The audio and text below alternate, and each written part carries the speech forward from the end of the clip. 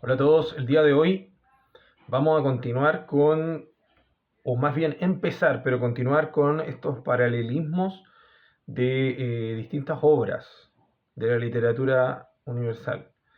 Entonces, el día de hoy vamos a hacer un paralelismo que a mí siempre me ha llamado la atención, que no es otra cosa que la historia de la mitología griega de Teseo y el Minotauro.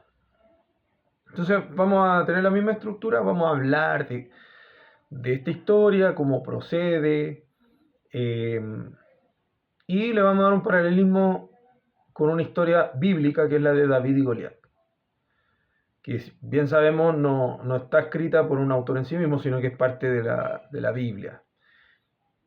Posibles autores de David y Goliat en fondo son escritores como eh, eh, básicamente posteriores a la vida de David, ¿ya?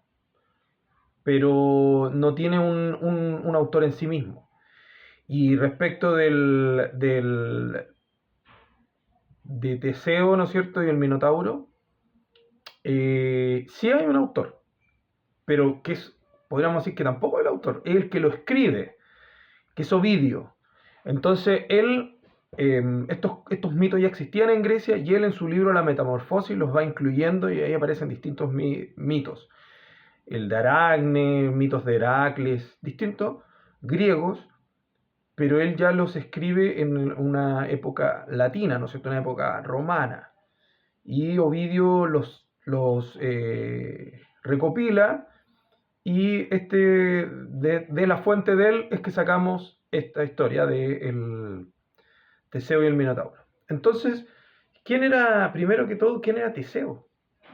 Teseo es un personaje bastante interesante porque es un personaje que se dice que era hijo del dios Poseidón, es decir, estamos en presencia de un semidios. Pero eso no se va reafirmando tanto en la historia, al correr la historia. Lo que sí era más cercano, tampoco, también parte del mito, también parte de la mitología, que él era hijo de un rey, del rey griego Egeo, de Atenas, para ser más exacto. Entonces, este es un hijo básicamente como un hijo natural del rey, donde la madre básicamente lo esconde y se lo lleva a otra ciudad, o sea, ella, digamos, da luz en otro lugar, en las afueras de la gran ciudad de Atenas, pero dentro del Ática, de la región, pero en otro pueblo, en otro lugar. Entonces, eh, básicamente, es como un hijo que tiene dos grandes padres, pero ninguno de ellos lo cría. Entonces se cría por su madre, también no recuerdo exactamente qué otra figura paterna también había, pero había otra figura. Y lo que sí recuerdo que eh, él sí conoce a Heracles o Hércules antes de hacer su viaje de peregrinación a Atenas. Entonces él eh, eh, sí sabe y su madre se lo presenta como su primo. ¿Por qué? Porque Heracles era hijo de Zeus y él decía la leyenda que él era el hijo del mismísimo Poseidón, aunque en estricto rigor era hijo del dios Egeo. Entonces, estaba esta dualidad siempre como de un padre humano y de un padre divino, ¿no es cierto? Eh, entonces, él ya con toda esa información, sabiendo que él también tenía un origen divino, decide ir a la gran ciudad, en este caso a Atenas, y mejorar su vida, en fondo, mejorar su calidad de vida. Y él para poder llegar a Atenas pasa por un sinfín de peripecias. Entre las peripecias que yo me acuerdo es que pasa por un lugar donde hay una persona que está como en un acantilado y una persona que está en escasas condiciones mentales, poco menos alguien, ¿no es cierto?, totalmente maníaco, alguien loco. Entonces le dice em, que vea el paisaje y que lo espere ahí y que lo pueda, porque él tiene que ir a buscar unas cosas. Entonces este tipo, lejos de ir a buscar lo que le dice, desaparece de su vista. Y en un rato que Teseo está medio descuidado, este hombre lo intenta empujar por ese mismo acantilado. O sea, como matarlo. Teseo, claramente esto no significó un problema para él porque él sí era una persona, y que le relata la historia, más fuerte que el normal de las personas. Era un semidios, era un héroe. Bueno, y fue formando su historia de héroe. Y no tiene ningún problema en reducir a esta persona y hacerlo y que él caiga por el acantilado. Después tuvo otras peripecias donde hay un hombre que lo... Pero todos lo tratan de engañar, ese es el punto. Lo hacen entrar en una sala diciéndole que puede tomar reposo ahí, puede descansar para continuar su viaje. Y en ese intertanto, el hombre que estaba dentro de ese salón lo intenta amarrar en la cama para poder estirar las extremidades de Teseo. Y no logra su cometido porque Teseo, como lo señalé, claramente no tenía la fuerza de un humano normal. Y también termina reduciendo a esta persona. Es decir, pasa por una... Y no termina ahí, son más intervinientes que nos demuestran un verdadero como pruebas donde él se tiene que ir templando para llegar a la ciudad. Cuando él llega a la ciudad, a Atenas, también no estuvo exento de más pruebas. Medea, que era la mujer de Egeo, que era su padre, o el supuesto padre porque era hijo de Poseidón, pero a todos efectos también Egeo entendía que él había sido un hijo que había dejado como un hijo natural que no había criado él. Entonces,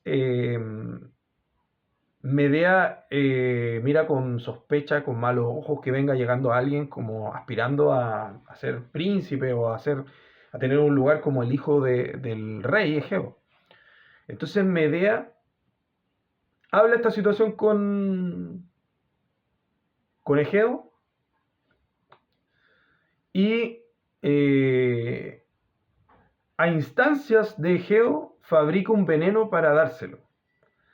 Entonces, el mismo Egeo estaba en conocimiento. Entonces le llevan esta pócima, este veneno, y el mismo Egeo no aguanta, digamos, con su culpa y él lo bota para que él no lo tome.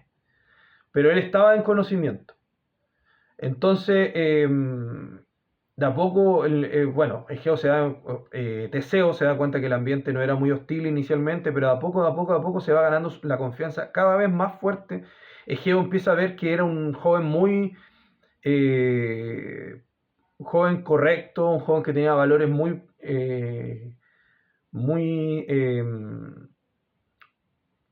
honorables. Entonces, cada vez, además lo va amando. Entonces, él se da cuenta que la intención es estando Medea ahí, nunca él le va a estar bien porque Medea lo va a intentar envenenar y todo. Entonces él corre a Medea, la echa, tiene unos tipos de conflicto y la saca de ahí. Entonces ya instalado ahí Teseo, habían otros hijos, que eran los hijos que tenía con Medea y otros hijos que tenía ante el rey. Entonces él empieza a actuar como un aparente príncipe ahí. Hasta que un buen día en un contexto donde existe una guerra de los griegos atenienses, porque acuérdense ustedes, cuando nosotros hablamos de todos estos pueblos, no hablamos del concepto de griego, eso no existe, no existía en aquel entonces, ni aunque haya sido mitológico, ni que hubiese sido histórico, no existía. Eran los atenienses. De hecho, el concepto de griego es algo que se va tomando mucho después, porque ellos a sí mismos se sentían como helenos, y se llamaban helenos. Bueno, y cada uno de los helenos tenían su propia ciudad y todo. Entonces, dentro de la polis de Atenas, estaba en guerra con otra polis, pero que también ya era una nación, que era Creta. Entonces, de la tierra del rey Minos. Entonces, estamos en una guerra entre el rey Minos y el rey Egeo. Entonces, Creta es una isla, bien sabido, y es, además, y esto es históricamente, es el primer pueblo, ¿no es cierto?, de Europa, ¿no es cierto? Y desde luego que estamos en vista de origen de griegos, si los podíamos agrupar a todos, aunque ellos a sí mismos no se sentían griegos. Entonces, este rey Minos gobernaba sobre el Mediterráneo y él era el que mandaba y dominaba ahí. Entonces, como una manera que se ocupaba en aquel entonces en esta historia, para evitar guerras mayores, como la guerra la había perdido Atenas, le pagaban un tributo. Y ese tributo consistía en enviar a ciertos varones en barcos a Creta como un sacrificio al Minotauro. ¿Pero quién es este Minotauro? ¿Dónde aparece? ¿Quién es esta criatura extraña que aparece ahí? El Minotauro, esta historia es muy interesante porque tiene ribetes por muchos lados. De partida, estamos en presencia de un hijo del rey Minos. El Minotauro es un hijo del rey Minos. De ahí viene el nombre. Minos Tauro es como el toro de Minos. Entonces, Minos, ¿quién es Minos? Minos también era un ser semidios divino, era hijo de Zeus también. Y no era nada más ni nada menos que hijo de Zeus con Europa, una princesa de origen fenicio. Entonces, ¿qué? Ambos yacen en la isla de Creta y dan nacimiento, dan inicio a la progenie descendiente, que son todos los cretenses, por ende.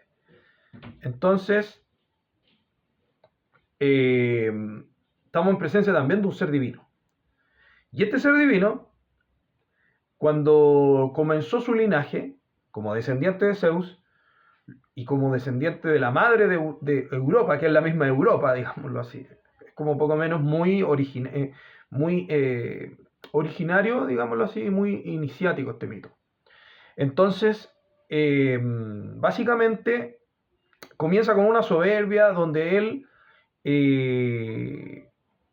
pregona que es descendiente de Zeus. Entonces, en todo ese contexto, aparece Poseidón y él le dice que él es el dios de los mares y que le va a tener que pagar un tributo a él. Y que a él le va a tener que rendir cuentas en alguna medida. Aquí aparece también Poseidón, y bueno, y Poseidón era el padre de, según el mito, de Teseo también. Entonces, ahí tenemos una ligación. ¿Por qué? Porque estamos en presencia de los mares también, y eso siempre, en cualquier mito griego vamos a entender que siempre va a aparecer Poseidón en esos mitos. Entonces, para que él le rinda tributo, el mismo Poseidón le regala un toro de muy buena apariencia a Minos. Y Minos no haya nada mejor que comerse este toro. No lo corrijo, no lo ocupa como un sacrificio ritual, sino que le da otra utilidad. Y la consagración de ese toro era en honor a Poseidón. Entonces no lo hace en honor a Poseidón. Y desde ahí queda un conflicto de Minos con Poseidón. Entonces Poseidón echa su ojo sobre Minos y sobre los descendientes de Minos. Y luego de esto que comienza como esta maldición, por así decirlo, se desquita de una manera muy rebuscada, encuentro yo, muy extraña. Y una de sus maneras de desquitarse es germinar dentro de la mujer de Minos un celo y un interés por otro toro que había, que era el toro de Maratón. Y ese toro, digamos,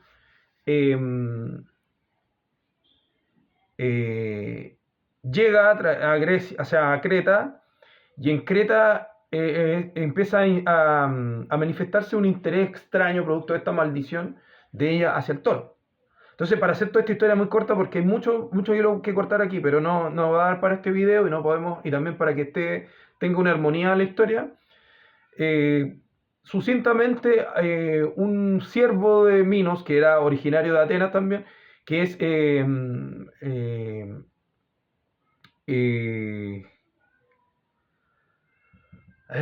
Dédalo, crea un aparato como para que la reina pueda yacer, porque la disfraza como de una vaca, para que ella pueda yacer con el toro. Entonces, producto de esta inseminación, de esta unión, nace el Minotauro. Entonces, como claramente como una aberración y como algo que está casi como condenado dentro de una maldición, ¿no es cierto? De mala energía. Y el mismo Dédalo, para terminar la historia, crea un laberinto para contener al Minotauro dentro. O sea, el Dédalo era un genio dentro de todo.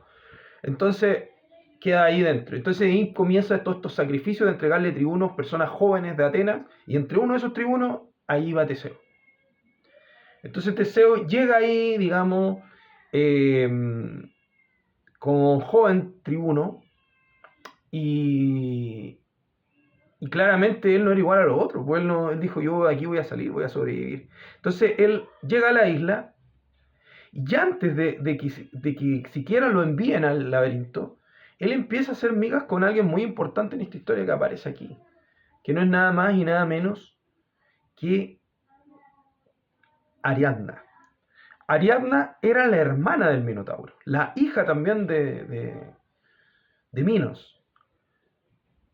Pero Ariadna tenía una animadversión por su padre y también por su hermano. Es decir, ella rápidamente hace migas con Teseo. Entonces ella le entrega un ovillo con un hilo, donde señalándole que si él ingresa con ese ovillo, no se va a perder dentro del laberinto, porque siempre va a tener clara la entrada de donde él ingresó. Y pase por donde pase, por el laberinto, que columnas que sea, va a poder volver a un comienzo. Entonces, a hacer esto le hace caso Teseo e ingresa.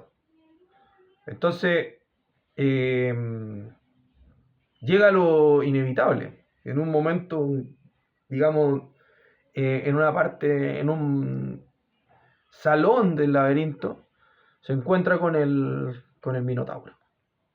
Y, digamos, teniendo un enfrentamiento que no es nada fácil, así sale la historia, logra él vencerlo con uno de los mismos elementos que estaban en esta sala. Y esos elementos no eran otra cosa que eran huesos de otro, al parecer de una persona que fue ultimada por el mismo Minotauro antes. Entonces logra golpearle la cabeza con esto. Y después lo ataca con su espada.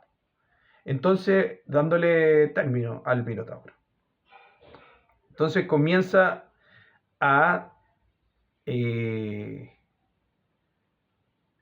enredar nuevamente el ovillo para poder encontrar la salida del laberinto y poder escapar de irse. Porque ya a esa instancia su idea era escapar completamente, irse de la isla. Entonces él comienza a escapar y se va rápidamente, y entre ese rápidamente se va con Ariadna.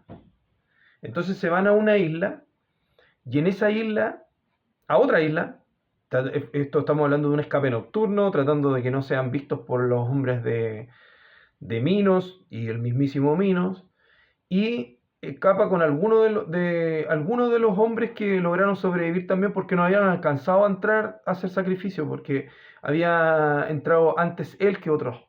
Entonces también alcanzan de salvarse otros. Entonces en esta tripulación que va en el barco, paran en otra isla. Otra isla, no estamos hablando que llegaron a tierra, a Grecia, no, otra isla del Mediterráneo. Y no pasa nada mejor que aparecer ahí el dios Dionisio y encandilarlos a todos. Y no menos faltaba encandilar a Ariadna.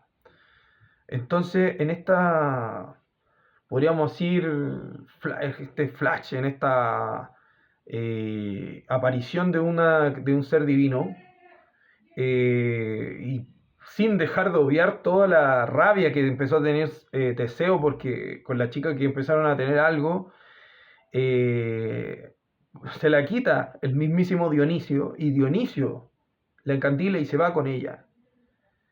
Eh, Teseo se obnubila, se olvida, se enrabia y no se acuerda del compromiso que tenía con su padre de cambiar las velas. Y las velas se siguieron manteniendo velas negras. Eso en este mundo heleno, era señal de muerte. Entonces, y también en el mundo actual también. Entonces era una especie de luto, como que no había sido positiva la faena de haber llegado allá. Entonces no cambian las velas.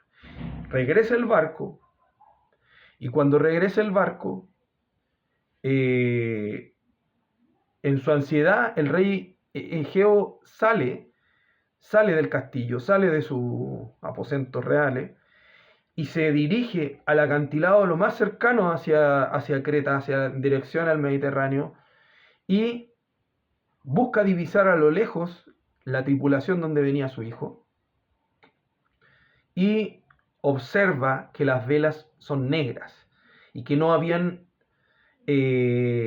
cambiado las velas conforme lo había acordado con su hijo. Entonces, en esa precipitación, en esa ansiedad, Egeo no haya nada más llevable, más mejor que arrojarse desde lo alto del acantilado, desde el barranco, si usted quiere, y dejarse caer al mar. Y obviamente perder la vida frente a eso. Entonces ahí se genera una tragedia inmensa donde obviamente después Teseo llega y sufre por la muerte de su padre en esta instancia de confusión. Producto de aquello también se le da el nombre al mar y el mar termina llamándose el mar Egeo. Entonces estamos en vista de una historia de mar. Bueno, para ir avanzando, ¿qué elementos nosotros nos marcan el simbolismo y nos marcan también la estructura de esta historia? Bueno, como simbolismo siempre podemos ver la pureza. Yo veo de un hombre que viene del pueblo, viene a la ciudad, esa inocencia, esa pureza, como alguien que viene a buscar su lugar, alguien que es divino, que es digno de estar ahí, pero que no ha recibido ese lugar y que justamente tiene el corazón puro para poder eh, tomar el embate que significa estar ahí, el embate de poder y de llegar a ser el rey, porque Teseo llegó a ser el rey, se volvió el rey de Atenas. Entonces ahí tenemos un tema muy importante, un paralelismo muy parecido con David, porque David era un pastor y era el último hijo de un pastor viejo, donde él nunca se le trató como un guerrero. Él era el que le tenía que llevar alimento a los hermanos que eran los guerreros que estaban peleando con los famosos filisteos y todo eso. Entonces él era un pastorcito que andaba con su, ¿no es cierto?, con su arpa tocando música. Y que se señalaba que con esa música le quitaba los demonios al rey Saúl. Entonces, eh, tenemos un paralelismo bastante interesante porque este rey David también era un hombre de fuera de la ciudad, un hombre que no, no se crió, digamos, con los reyes y pasa a ser el rey después, ¿no es cierto?, de Israel. Y este personaje, Teseo, es exactamente lo mismo. Él se cría afuera y después pasa a ser el rey de Atenas. Si usted quiere, podríamos hacer otro paralelismo, podría ser el mismísimo rey Arturo también. Se cría afuera, ¿no? Él no se cría con los papás ni nada. Él se lo lleva el mago Berlín y lo cría en otro lugar, ¿no es cierto? ¿No es cierto? No está en Tintagel, donde era la mamá de Arturo, sino que se lo llevan a otro lugar, donde lo cría el rey Héctor, o sea, el Sir Héctor. Entonces ahí tenemos otro paralelismo. Y así, si usted busca, puede encontrar quizás más. Entonces, Teseo nos muestra esto, nos muestra esta cosa como del héroe que es puro, que es inocente, que es formado, que primero es preparado para llegar a ser rey. Y es lo mismo que pasa con Arturo, con David. Bueno, vamos avanzando. Un paralelismo interesante también que existe es que Teseo es mandado como tributo a pelear, o más que todo, ni siquiera a pelear, a que se lo coma el Minotauro. Bueno, David también, en alguna medida, a David no lo envían, pero sí, o sea, sí lo envían a darle comida a sus hermanos, y después se dan cuenta que él tenía bastantes aptitudes militares en el transcurso que él llevaba la comida para los hermanos. Entonces lo aceptan para que combata a Goliat. Y se da esta similitud, que en realidad la similitud no es el envío, porque el envío difiere, es distinto, pero la similitud es el enfrentamiento que ocurre entre un humano supuestamente aparentemente más débil con un minotauro, que es una criatura enorme, un gigante, versus también un David que se enfrenta a una criatura como Goliat, que es un gigante. Entonces, donde no había posibilidades de ninguno de los dos poder vencer. Entonces, nos da también un mensaje ahí. Un mensaje como que si uno con el corazón realmente quiere enfrentarse, puede hacer maravillas, puede hacer proezas. Es decir, no importa su apariencia física. Lo que importa es el coraje, la moral, la energía, la fe que lleva dentro. Muy bien, entonces entendiendo eso, ahí tenemos una nueva similitud. Dentro de esa similitud también tenemos otra, que es en las dos historias, ambos héroes eliminan a su contendor con elementos que son de propiedad del mismo contendor, del mismo rival. David, primero él con su onda, ¿no es cierto? Él noquea a Goliat, pero una vez que está en el suelo, él lo asegura sacando su propia espada, la espada de Goliat, y decapitando a Goliat. Bueno, aquí pasa lo mismo, porque todos estos huesos, estas armas que estaban ahí, que él las usa como arma, ya estaban ahí en la escena del Minotauro. Y le da muerte utilizando estos mismos elementos, Teseo. Es decir, también nos manda un mensaje que es como muchas veces tú debes ocupar las mismas armas de tu rival para poder vencerlo. Ese como el tercer mensaje potente que da esta obra. Y para ir finalizando, porque uno puede encontrar más mensajes, pero para ir finalizando, tenemos el cuarto que no, se vuelven un rey, es decir, David se vuelve el rey de Israel y Teseo se vuelve el rey de Atenas, se vuelve el rey de ese lugar, pasando por todos estos periplos para poder llegar el camino del héroe, para poder llegar después a ser el rey y volverse en este rey justo, entre comillas, porque ese rey justo también, ambos estuvieron también, y ahí podríamos encontrar una quinta similitud donde estuvieron en presencia también de muchas tentaciones estos personajes. Por eso elegí estos dos personajes como un paralelismo, porque de hecho no lo elegí ahora, lo he tenido en mente siempre. Encuentro que estas dos obras siempre se han parecido. Y siendo que no tienen mucho que ver, una es bíblica, la otra son mitos griegos de Ovidio, que él es el que los vuelve a la luz, porque estos mitos ya existían. Y que también no me deja de dar vueltas para ir cerrando y terminando este video. Una cosa que una vez conversé con un profesor de astronomía, que me decía él en su postura que muchos de los mitos hebreos, los mitos judíos, habían sido como tomados de Grecia y se habían trastocado y cambiado algunas cosas. Ahí tenemos el paralelismo del mismo de Sansón con Hércules.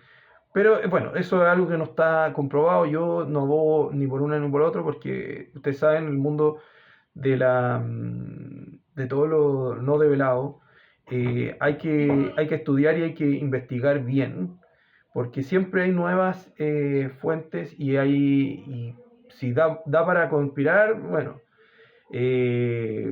siempre va a dar, porque cualquier cosa que tenga algo, suene raro, da para pensar. Pero nosotros tenemos que el deber, más allá de lo que nosotros pensemos, de ser lo más objetivos y poder entregar la información para que las mismas personas se hagan la idea.